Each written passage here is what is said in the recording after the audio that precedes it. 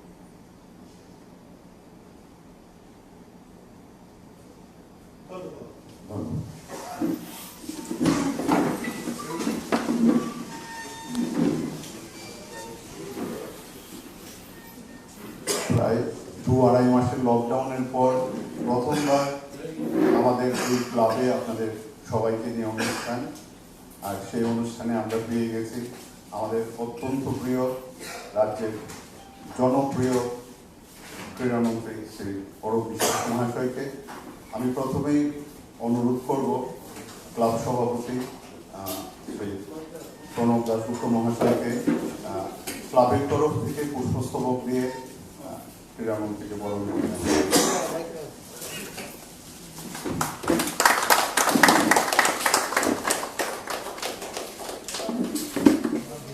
ধন্যবাদ।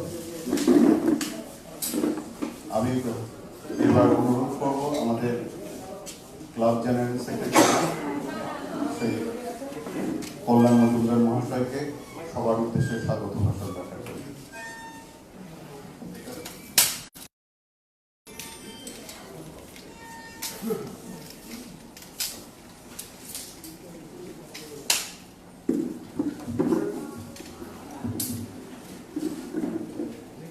শুভ অপরাহ্ন। মাননীয় ক্রীড়ামন্ত্রী, প্রথমেই বলি আজকের এই যুগে তার অনেক কাজের মধ্যে থেকে জমিয়ে এসছেন, তার জন্য আমরা কলের তরফ থেকে কৃতজ্ঞ। অবশ্য শুধু কৃতজ্ঞতার শব্দ দিয়ে আমাদের ক্রীড়ামন্ত্রীর ক্লাবের সঙ্গে সম্পর্কটাকে ঠিকভাবে বলা হয় না। উনি ক্লাবের সাথে গভীরভাবে জড়িত, ক্লাবের সব কাজের মধ্যেই উনি কোনো না কোনোভাবে নিজেকে সংযুক্ত রাখতে চেষ্টা করেন এবং সেই জন্যই আমরা সবসময় তার কাছে বিরত হয়ে থাকি। মাননীয় সভাপতি এবং সম্পাদক এবং আপনাদের সকলকে আরেকবার স্বাগত জানাচ্ছি। আমাদের শুরুতেও বলা হয়েছে প্রায় 3 মাস পরে আমরা আবার আপনাদের সকলের সঙ্গে মুখোমুখি হয়েছি। খুব যে সুখের সময়টা সেটা তো বলা যাচ্ছে না, আমরা কেউই খুব সুখের সময়ের মধ্যে নেই।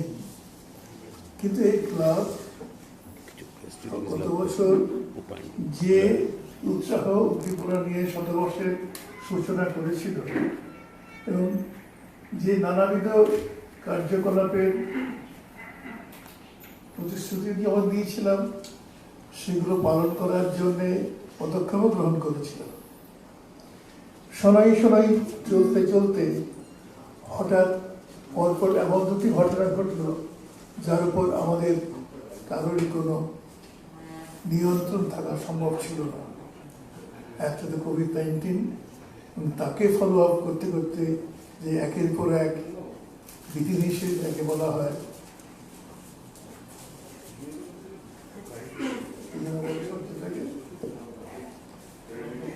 লকডাউন এবং আবার 1, 2, 3, 4 এবং লকডাউনের খোলা, তারপরে একটা শুরু হয়েছে 2, 3 কবে হবে কে জানে।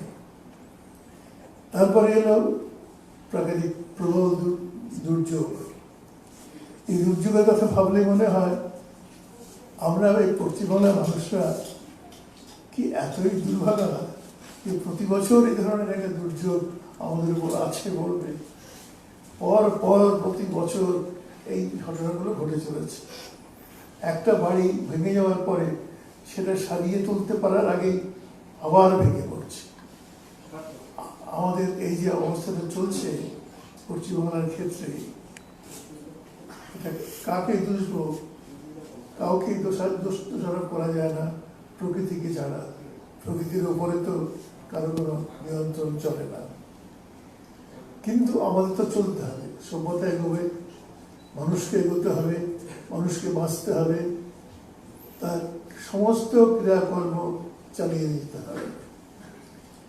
এইগুলো মাথায় রেখেই এখন যে বিপদ আমাদের সামনে আছে, অর্থাৎ কোভিড-19, তার যে প্রথম যে দুটো শর্ত ডাক্তারবাবুরা দিচ্ছেন, আমার ডান দিকে বা দিকেই ডাক্তার রয়েছেন, সেটা হচ্ছে মুখ বন্ধ করো, অর্থাৎ ব্যবহার করে বলা হচ্ছে মাস্ট।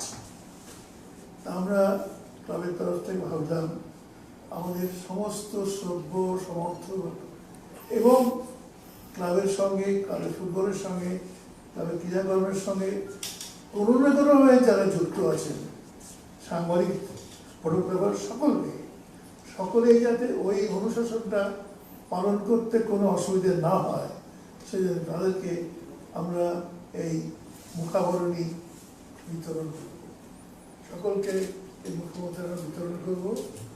এবং তার সঙ্গে দ্বিতীয় অনুশাসন যে দিন যতবার সম্ভব বা প্রয়োজন হাতকে বীজাণুমুক্ত করতে হবে, অর্থাৎ স্যানিটাইজেশন করতে হবে।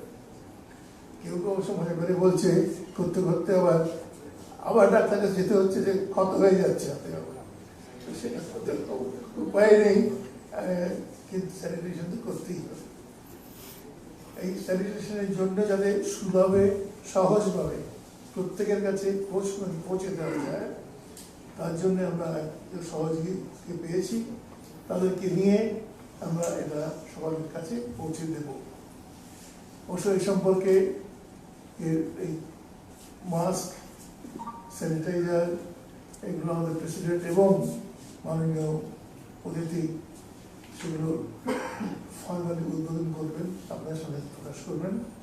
আমি শুধু এটুকু বললাম যে এই অনুশাসনগুলো আছে, পালন করতে হবে। আমরা অনেকে প্রশ্ন করতে পারেন ইস্টবেঙ্গল ক্লাব এটা জিনিস কেন করতে যাচ্ছে, কি দরকার ছিল ইস্টবেঙ্গলে করার জন্য? বাজারে ভয়েস অনেকেই করছে বা বাজারে অ্যাভেলেবেল আছে।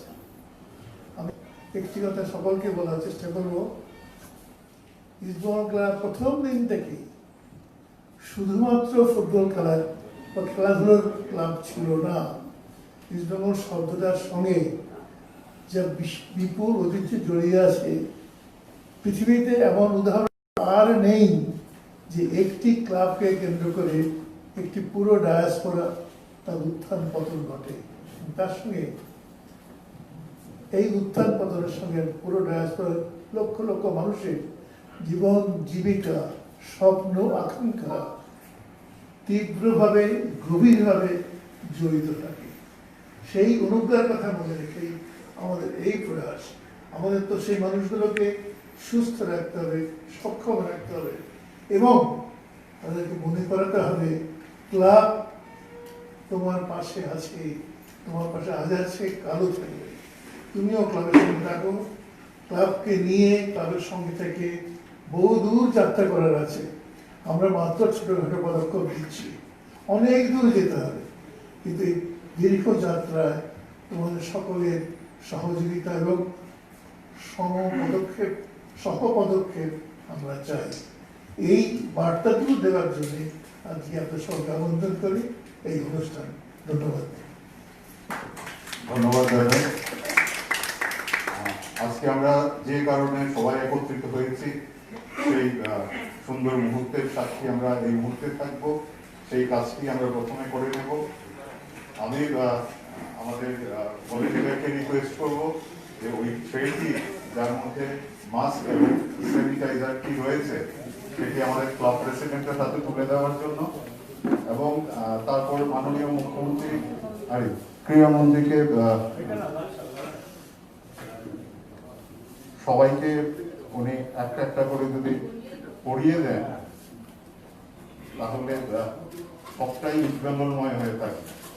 কিন্তু হাততালি হতেই পারে।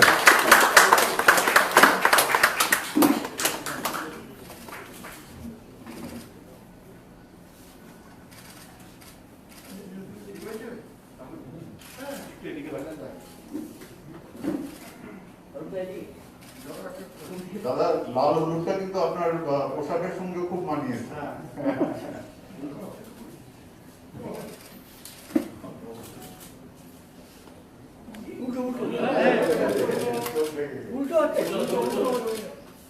আচ্ছা, যখন আমাদের মাননীয় সভাপতি সবাইকে মুখাবরণ করাচ্ছেন তখন জানিয়ে রাখি যাদের কাছে আমরা কৃতজ্ঞ, premium ultra plus Tanmoy Bandyopadhyay এবং শ্রী শুভময় বন্দ্যোপাধ্যায় আমাদের মধ্যে উপস্থিত আছেন। তারা এই প্রয়াসে আমাদের পাশে রয়েছেন।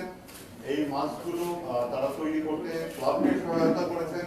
এর জন্য ক্লাবের তরফ থেকে প্রিমিয়াম আল্ট্রা প্লাসকে এবং তাদের যে দুজন প্রতিনিধি আমার প্রিয়জন আছেন উপস্থিত তন্ময়দা এবং শুভময়দাকে অনেক অনেক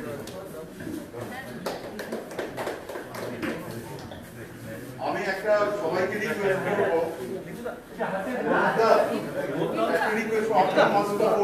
আর সবাই একটা স্যানিটাইজার হাতে নিয়ে যদি আমরা দাঁড়াই তাহলে একটা সুন্দর ছবি। দাদা আপনিও করুন।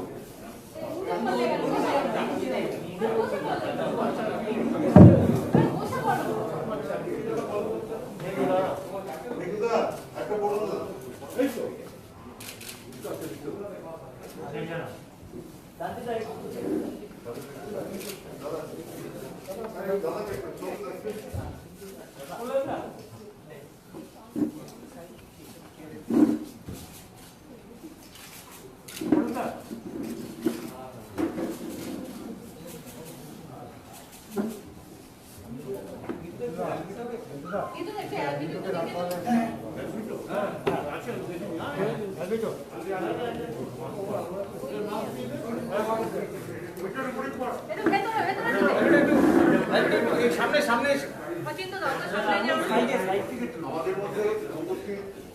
হয়েছেন আমাদের অত্যন্ত প্রিয় মানুষ, প্রিয় ফুটবলার এলবেটো।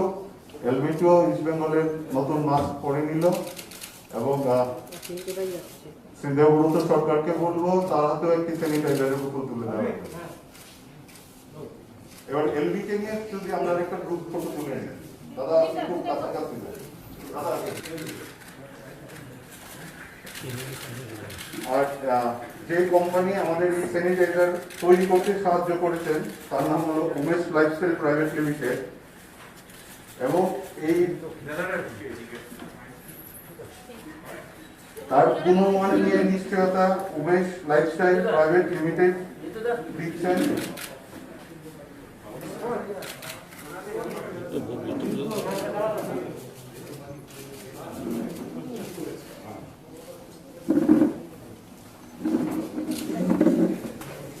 যার জন্য অপেক্ষা, এবার আমরা মাননীয় ক্রীড়ামন্ত্রীর কাছ থেকে এই বিষয়ে তার বক্তব্য শুনব। নমস্কার। আজকে ইস্টবেঙ্গল ক্লাবের এই অভিনব প্রয়াসে সামিল হতে পেরে নিজেকে গর্বিত মনে করছি। আজকে উপস্থিত ক্লাবের সভাপতি, ক্লাবের সাধারণ সম্পাদক, সহকারী সাধারণ সম্পাদক, নিতু দাস সহ সকলে, ইস্টবেঙ্গল ক্লাবের সংবাদ মাধ্যমের সকলে, আমি ইস্টবেঙ্গল ক্লাবকে অন্তরের অন্তঃস্থল থেকে অভিনন্দন জানাই একটাই কারণে, যে শুধু করোনা বা আমফান মোকাবিলা নয়, যেদিন এই করোনার আবহের মধ্যেও দুই প্রবাদ প্রতি ফুটবলার প্রদীপ বন্দ্যোপাধ্যায় এবং চুনি গোস্বামী আমাদের ছেড়ে চলে গেলেন, তখন আমরা কেউই ভাবতে পারিনি সেই দুই প্রবাদ প্রতি ফুটবলারকে নিয়ে স্মরণ সভা করা যায়। ইস্টবেঙ্গল ক্লাবের প্রথম পথ দেখালো ভার্চুয়াল স্মরণ সভা করে, এবং তাতে একদিক থেকে নর্থ বেঙ্গল থেকে শুরু করে, ব্যাঙ্গালোর থেকে শুরু করে, দিল্লি থেকে শুরু করে কলকাতা, সবাই সেই ভার্চুয়াল স্মরণ সভায় আমরা শুধু শ্রদ্ধা জানালাম না, আমরা অনেকদিন পরে অন্তত সবাই সবাইকে দেখতে পেলাম। আপনারা জানেন যে ইস্টবেঙ্গল ক্লাবের এবার অনেক উদ্দীপনার মধ্যে দিয়ে সেই শতবর্ষ চালু হয়েছে। অনেক প্রোগ্রাম ইস্টবেঙ্গল ক্লাব নিয়েছিলেন যে তারা করবেন বলে। আমি ইস্টবেঙ্গল ক্লাবকে আবার সাধুবাদ জানাবো যে এই করোনাকে সামনে রেখে এবং আমফানের জন্য তারা হয়তো সমস্ত প্রোগ্রাম বাতিল করেননি, কিন্তু তাদের যে চিন্তা ভাবনা সেখান থেকে অনেকখানি বেরিয়ে এসে আজকে বাংলার মানুষের পাশে দাঁড়িয়ে তারা করোনা মোকাবিলায় এবং আমফান মোকাবিলায় মানুষের পাশে এসে দাঁড়িয়েছে। আজকে আপনারা জানেন যে আজকে যদি আমরা স্ট্যাটিস্টিক্সটা দেখি, আজকে সারা পৃথিবীতে প্রায় 95,27,765 জন করোনা আক্রান্ত, তার মধ্যে মারা গেছেন 4,84,972 জন। আমাদের এই ভারতবর্ষে এখন পর্যন্ত আক্রান্ত হয়েছেন 4,73,105 জন, যার মধ্যে আমরা হারিয়েছি 14,894 জনকে। আর আমাদের বাংলায় এখন পর্যন্ত আমরা 591 জনকে আমরা হারিয়েছি। এই যে একটা পরিবেশ পরিস্থিতি, যখন সমস্ত স্বাস্থ্য দপ্তর, হু থেকে শুরু করে সবাই যখন একটাই কথা বলছেন যে আমাদের স্বাস্থ্যবিধি মানতে হবে, আমাদের ফিজিক্যাল ডিস্টেন্সিংকে খুব বেশি করে মান্যতা দিতে হবে, তখন আমি ভাবলাম ইস্টবেঙ্গল ক্লাবের ফোন গেল, নিতুদা বললেন যে আজকে আমরা একটা অভিনব কাজ করতে চাই। আমি বললাম সেটা আবার কি, এখন তো একদম লকডাউন চলছে, এই সময় আবার তো খেলাধুলো তো এখন বন্ধ। বলছে আমরা খেলাধুলো করছি না, আমরা মানুষের পাশে থাকার জন্য অন্তত স্বাস্থ্যবিধি মেনে মানুষ যাতে, আমাদের যারা সাপোর্টার্স আছেন, যারা ক্রীড়াক্ষেত্রে যুক্ত আছেন, যারা সংবাদ মাধ্যমের মানুষ আছেন, এবং অবশ্যই সাধারণ মানুষকে ঘিরে আমরা সবার মধ্যে 1 লক্ষ মাস্ক আমরা বিতরণ করব। আমি বললাম বা এটা তো একটা অভিনব ব্যাপার। বলে শুধু আমরা মাস্ক নয়, আমরা স্যানিটাইজারও মানুষকে দেব, যাতে স্বাস্থ্যবিধি মেনে মানুষ করোনা থেকে মুক্ত থাকতে পারে। ফলে এই যে ইস্টবেঙ্গল ক্লাবের অভিনব প্রয়াস, নিজেদের শতবর্ষের প্রোগ্রামকে কাটছাট করে সেখান থেকে করোনার জন্য, সেখান থেকে আমফানের জন্য, আমি ব্যক্তিগতভাবে দেখেছি, আমি আমফানের সময় হোক, করোনার সময় হোক, আমি ব্যক্তিগতভাবে বিভিন্ন অঞ্চলে ঘুরে বেরিয়েছি, সাধারণ মানুষ, গরিব মানুষের পাশে, আমাদের দলনেত্রী রাজ্যের মুখ্যমন্ত্রী মমতা বন্দ্যোপাধ্যায়ের নির্দেশে। কিন্তু আমি সেখানে দেখেছি ইস্টবেঙ্গল ক্লাব, ইস্টবেঙ্গল ফ্যান ক্লাবের নামে প্রচুর যুবক, তারা কিন্তু গরিব মানুষের কাছে পৌঁছে গেছেন খাদ্য সামগ্রী নিয়ে। আমি কদিন আগে কিছু খাবার পাঠিয়েছিলাম সুন্দরবনে, আমাদের দলের ছেলেরা নিয়ে গেছিলেন। তো আমাকে সে গল্প করছিল যে দাদা একদিক থেকে আমরা দিচ্ছি, আর একদিকে ইস্টবেঙ্গল ফ্যান ক্লাব দিচ্ছে, দুজনে দেওয়াতে অঞ্চলের মানুষ অত্যন্ত খুশি হয়েছে এবং সবাইকেই আমরা পর্যাপ্ত মাল দিতে পেরেছি। এই যে ইস্টবেঙ্গল ক্লাবের এই যে প্রয়াস, শুধু ফুটবলকে ঘিরে নয়, শুধু খেলাধুলো ঘিরে নয়, খেলাধুলো মানুষকে নিয়ে, সেই মানুষকে বাঁচিয়ে রাখার, মানুষকে পাশে থাকার, মানুষকে সচেতন করার এই যে প্রয়াস, সেই প্রয়াস ইস্টবেঙ্গল ক্লাব গ্রহণ করেছে। আমি অন্তরের অন্তঃস্থল থেকে, আমাদের সকলের তরফ থেকে, ভারতবর্ষ, বাংলার যত ক্রীড়ামোদী মানুষ আছেন সবার তরফ থেকে ইস্টবেঙ্গল ক্লাবকে আবারও অভিনন্দন জানাচ্ছি। ধন্যবাদ। ধন্যবাদ মাননীয় ক্রীড়ামন্ত্রী মহাশয়। শুধু আপনার জ্ঞাতার্থে জানায়, এই লকডাউন চলাকালে ইস্টবেঙ্গল ক্লাবের ফ্যান ক্লাব এবং ইস্টবেঙ্গল ক্লাবের ডাইরেক্ট তত্ত্বাবধানে চতুর্দিকে এই ধরনের কাজ হয়েছে। শুধু মাস্ক বিলি নয়, খাবার দেওয়া সবার পাশে, কারণ শতবর্ষের শপথই ইস্টবেঙ্গল ক্লাব নিয়েছে মানুষের পাশে থেকে মানুষের সেবা করে চলা। আমরা অত্যন্ত কৃতজ্ঞ। এত সুন্দর কথা মাননীয় ক্রীড়ামন্ত্রী আমাদের ক্লাব সম্পর্কে বলেছেন। ক্লাব সম্পর্কে তার ধারণা জেনে আমাদের বিশ্বাস আরো পুক্ত হলো যে আগামী দিনে আমরা যে পথে চলছি সেটাই সঠিক পথ, এবং আগামী দিনে আমরা এই পথ ধরেই চলব। এখন এই বিষয়ে যদি আপনাদের কোনো প্রশ্ন থাকে এই ডায়াসের কাছে আপনি করতে পারেন, আপনারা করতে পারেন। শুধু একটি আন্তরিক দাদা বলবেন না,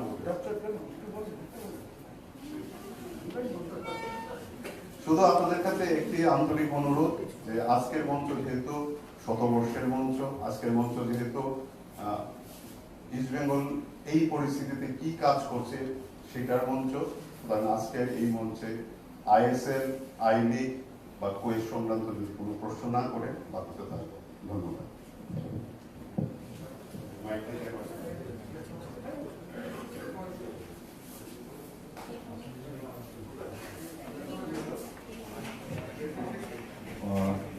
কলকাতার কাছে আমার একটা প্রশ্ন আছে যে মাস বা স্যানিটাইজার, এটা কি বিতরণের বিষয় না একটা কোনো মূল্য ধার্য করা হয়েছে যে সাধারণ মানুষের?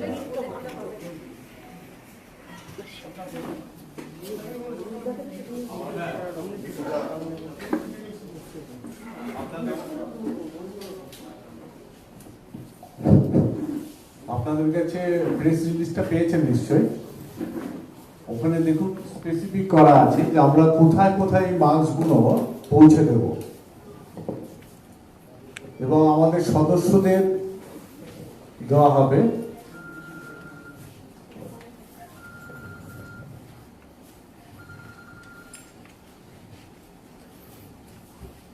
সংবাদ মাধ্যমকে দেওয়া হবে, ক্রীড়া দপ্তরকে দেওয়া হবে, পৌর কর্মীদের কাছে পৌঁছে দেওয়া হবে, এরকম কিছু সংস্থার কাছে আমরা পৌঁছে দেব।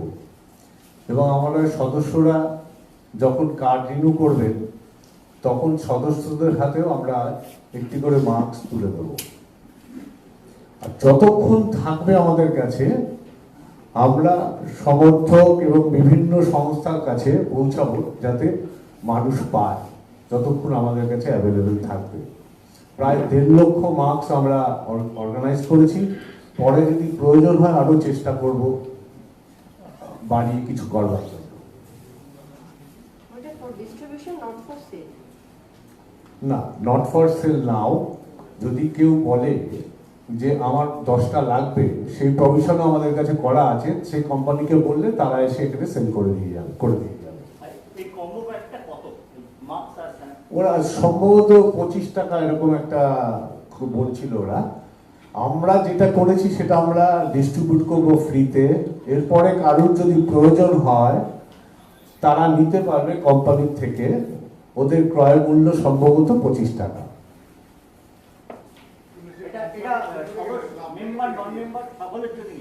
যতক্ষণ যেহেতু ক্রীড়া দপ্তরকে পাঠাচ্ছি, ক্রীড়া দপ্তরও ডিস্ট্রিবিউট করবে। পশ্চিমবঙ্গ পৌর সংস্থার কাছে পাঠাচ্ছি, সেখান থেকে ডিস্ট্রিবিউটেড হবে। এটা এরকমই হচ্ছে যে ইস্টবেঙ্গল ক্লাব যেটা করছে 1.5 লক্ষ মাস্ক এবং স্যানিটাইজার, এটা আমরা সমস্ত সাধারণ মানুষ, ক্লাব সংগঠন যারা আছে, ক্রীড়ামোদী মানুষ, তাদের কাছে পৌঁছেছি। এবং অনেক ক্রীড়ামোদী আছেন ইস্টবেঙ্গল ক্লাবে। কেউ যদি বলেন যে আমার 2000 দরকার, আমি হুগলিতে বিতরণ করব, আমার 3000 দরকার, আমি মেদিনীপুরে বিতরণ করব, তখন যিনি আমাদের এটা তৈরি করেছেন তার সঙ্গে তাদের আমরা কথা বলিয়ে দেবো। তারা সরাসরি তাদের সঙ্গে কথা বলে সেটা করবে। ক্লাবের তরফ থেকে যতখানি আজকে যেটা বলা হচ্ছে, আমরা 1.5 লক্ষ মাস্ক এখন করছি। আরো যদি আমাদের প্রয়োজন হয় আরো 50 লক্ষ আমরা করবো আরো 50,000, এটা আমাদের টার্গেট। তারপরে যদি অনেকে হয় না যে আমি আমার অঞ্চলে ইজমা সাপোর্টারদের আমি দেবো, আমার 5,000 দরকার, সেটা তারা আমরা এখানে সরাসরি কথা বলিয়ে দেবো, তারা সেখান থেকে করে নিতে পারবে।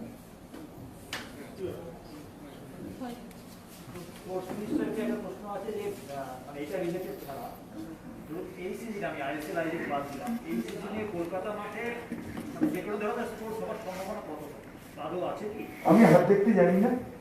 সরকার এখন লকডাউন ঘোষণা করেছে, কেন্দ্রীয় সরকার এবং রাজ্য সরকার বিভিন্ন খেলাকে ছাড়পত্র দিয়েছেন খেলাধুলোকে, কিন্তু সেখানে দুটো কন্ডিশন আছে।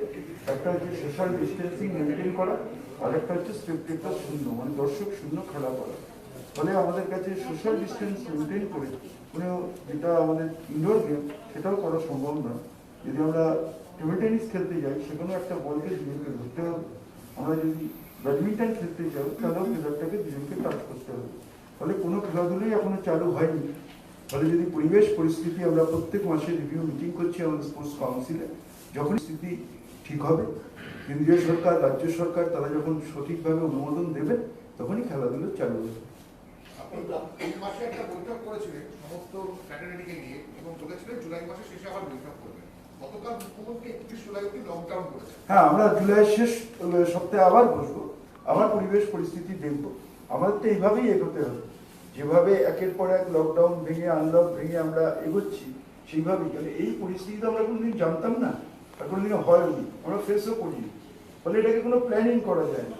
ফলে যেরকম পরিবেশ পরিস্থিতি হবে, নিশ্চয়ই খেলাধুলো চালু হবে। খেলাধুলো সবাই চাইছে চালু হোক, কিন্তু পরিবেশ পরিস্থিতির উপর ডিপেন্ড করে। আপনারা দেখেছেন অনেকে ইমিউনিটির কথা বলছি, আমি বলছি যারা 12 ঘন্টা 16 ঘন্টা প্র্যাকটিস করে, যারা ডাক্তারদের ডায়েট চার্ট অনুযায়ী খেলে, যারা একটা ম্যাচে প্রায় 60 থেকে 70 কিলোমিটার মাইল দৌড়োয়, তারাও কিন্তু আজকে করোনা আক্রান্ত হচ্ছে। আপনারা দেখছেন পৃথিবীর বিখ্যাত সমস্ত খেলোয়াড় আছে, ফুটবল হোক, টেনিস হোক, ব্যাডমিন্টন হোক, তারা কিন্তু সবাই আক্রান্ত হচ্ছে। ফলে আমাদের কাছে খেলা নিশ্চয়ই খুব প্রয়োজন, কিন্তু সবাইকে বাঁচিয়ে। সেই জন্যই আমরা অনেক ভাবনা চিন্তা করেই আমরা একটা একটা করে পদক্ষেপ নিচ্ছি। আবার এপ্রিলের শেষে বসবো, যদি পরিবেশ পরিস্থিতি ভালো হয়, যদি না হয় আবার পরে বসতে নিশ্চয়ই। একদিন তো করোনা যাবেই, আমরা তো সেই আশায় বুক বেঁধেই এত কাজ করছি। তো নিশ্চয়ই করোনা শেষ হবে, আবার সেই উন্মাদনা ফিরে আসবে, আবার খেলাধুলো হবে। আইসিসি আমাদের 16 পাতার গাইডলাইন পাঠিয়েছে, আপনারা যখন বসবেন কর্মকর্তাদের সাথে কোনো মেডিকেল গাইডলাইন তৈরি সেটা কি চিন্তাভাবনা কি আছে? আমি পরিষ্কার করছি যে গাইডলাইন রাজ্য সরকার পাঠিয়েছেন সবটাই আমরা দেখেছি, কিন্তু তাতে মূল যে দুটো কথা লেখা আছে, একটা হচ্ছে সোশ্যাল ডিস্টেন্সিং মেনটেন করা, আর একটা হচ্ছে দর্শক শূন্য। দর্শক শূন্য খেলা করা যেতে পারে, কিন্তু সোশ্যাল ডিস্টেন্সিং মেনটেন করে কোনো খেলা করা সম্ভব নয়। ফলে ওই সমস্ত গাইডলাইনটাকে প্রথমে যদি এই দুটো পয়েন্টকে আগে যদি আগিয়ে আনি, তাহলে এই মুহূর্তে কিছু শুরু করা যাচ্ছে না। যখন শুরু করা যাবে, নিশ্চয়ই আমরা শুরু করব। একটা ট্রাফিকের প্রশ্ন আছে, সেটা হচ্ছে যে ফিফা যখন কোভিড সিচুয়েশন হয়েছিল, তখন ফিফা ইন্ডিয়া থেকে মোহনবাগান এবং ইস্ট বেঙ্গলকে এই কোভিডের বিরুদ্ধে লড়াই করার জন্য, সোশ্যাল ওয়ার্ক করার জন্য ইস্ট বেঙ্গলকে ওরা ফুটবল থেকে ধরা হয়েছিল। এটা কি তার একটা কাজ আর কি, স্যানিটাইজার বা মাস্ক তৈরি করাটা? ফিফা বলার আগের থেকে ফিফা জবে থেকে বলেছিল, নির্দেশ দিয়েছিল, তার বহু আগের থেকে কিন্তু আমরা শুরু করে দিয়েছিলাম আমাদের কাজ করা। প্রত্যেকটা ডিস্ট্রিক্টে অরূপ বিশ্বাস মহাশয় যেটা বললেন যে অমুক জায়গায় দেখা গেছে ইস্টবেঙ্গল সমর্থক কিংবা ফ্যান ক্লাবদের, গত রোববার দিনও আমাদের ফুটবল সেক্রেটারি যে 400 তিরপল, 500 মশারি, মুড়ি, চিড়ে, গুড়, চাল, ডাল দিয়ে এসছে, আমরা পাঠিয়েছিলাম সুন্দরবনে। তো এইরকম কাজ আমরা প্রতিনিয়ত করে যাচ্ছি আমরা। যে বাড়িতে বৃদ্ধারা আছেন, সেই বাড়িতেও আমরা খবর নেওয়ার চেষ্টা করছি সেখানে প্রপার মেডিসিনটা আছে কিনা। মেডিসিন না থাকলে সেটা পৌঁছে দেওয়ার ব্যবস্থা করছি। তার প্রচুর উদাহরণ, প্রচুর ছবি আমাদের কাছে গচ্ছিত আছে। মাঝে মাঝে আমাদের ফেসবুকে এটা পাবলিশ হয় এবং অনেক সংবাদ মাধ্যমের কাছে আমরা দিয়েওছি, তারা যখন চেয়েছে।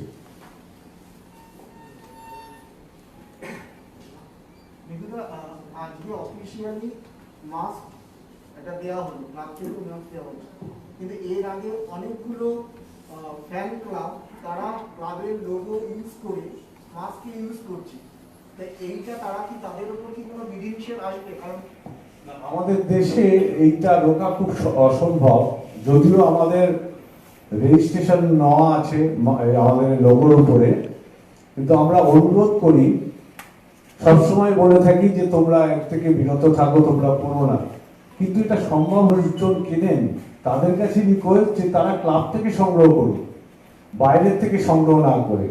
এই অনুরোধ ছাড়া তো আমরা কিছু করতে পারি না। বর্ডার মার্কেট থেকে বিক্রি করছে, সোদপুর থেকে বিক্রি করছে, যাদবপুর থেকে বিক্রি করছে, বিভিন্ন জায়গায় বিক্রি করছে, কয়েকটা ক্লাবও বিক্রি দিতে পারছে। তাদের কাছে অনুরোধ করা ছাড়া তো আমাদের কাছে কিছু থাকে না, যে তোমাদের অনুরোধ করছি আপনাদের এটা বন্ধ করুন, এবং যারা কিনছেন ক্রয় করছেন তাদের কাছেও আমাদের অনুরোধ তারা ক্লাবের থেকে নিন, ক্লাবে এসে সংগ্রহ করুক, ওখান থেকে না নিয়ে।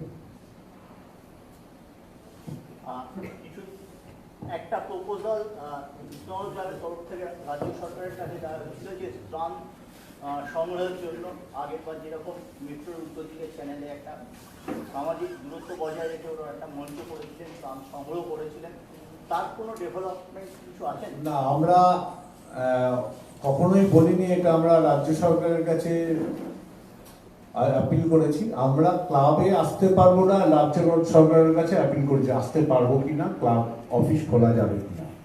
ওটা বলা হয়েছিল 30শে জুন অবধি লকডাউন আছে বলে, 30শে জুনের পরে পশ্চিমবঙ্গ ক্রীড়া দপ্তরের কাছে আমরা পারমিশন চাইবো এটা করতে পারি কিনা।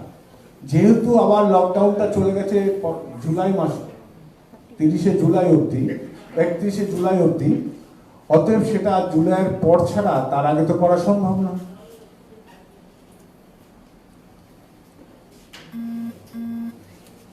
চলো, থ্যাংক ইউ ভেরি মাচ।